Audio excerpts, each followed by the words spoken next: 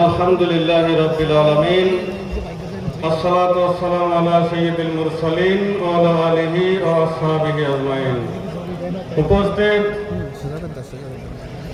আগামী 12 তারিখের নির্বাচনের জনসভার 11 দলীয় জনসভার পাইকসার এই জনসভার সম্মানিত সভাপতি, প্রধান অতিথি, বিশেষ অতিথি উপস্থিত হয়েছেন সাবেক সংসদ সদস্য অধ্যক্ষ শাহ মোহাম্মদ রুহুল কুদ্দুস সহ এই মঞ্চে উপবিষ্ট 11 দলীয় জোটের জেলা উপজেলা ইউনিয়ন ওয়ার্ডের নেতৃবৃন্দ, সামনে উপবিষ্ট সম্মানিত উপস্থিতি, সবাইকে আন্তরিক সালাম জানাচ্ছি। আসসালামু আলাইকুম।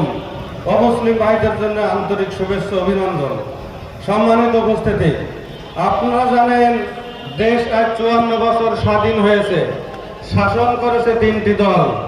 এখানে শাসন করেছে নৌকা মার্কা, শাসন করেছে ধানের শীষ, শাসন করেছে লাঙ্গল মার্কা, এবং এই শাসন করে তারা দেশের স্বৈরাচার সাদাবাজ হিসাবে পরিণত হয়েছে। সংগ্রামী সাথী বন্ধুগণ, যারা স্বৈরাচারী করে, যারা সাদাবাজি করে, তারা কিন্তু স্বৈরাচারী করে সাদাবাজি করে দেশ থেকে পালিয়ে যায়।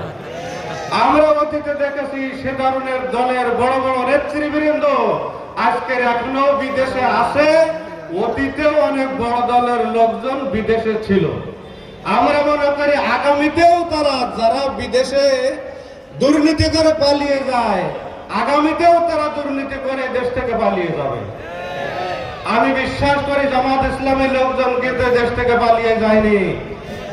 ফাঁসির দড়ি তারা গলায় ধারণ করেছে, কিন্তু মাতৃভূমি ত্যাগ করেনি।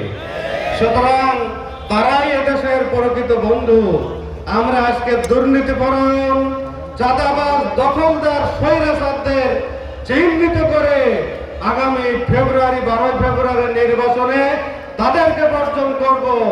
দেশপ্রেমিক মুসলিম নেতৃবৃন্দ, আল কোরআনের শাসন আমরা কায়েমের উদ্দেশ্যেই 12 তারিখে এদেশের বিশ্বস্ত বন্ধু জামাত ইসলামী তথা 11 দলীয় নেতৃবৃন্দকে নির্বাচিত করবেন। এই আহ্বান রেখে আমি আমার কথা এখানে শেষ করছি। আসসালামু আলাইকুম রহমতুল্লাহ। অন্যান্য ভাইদের জন্য আন্তরিক শুভেচ্ছা।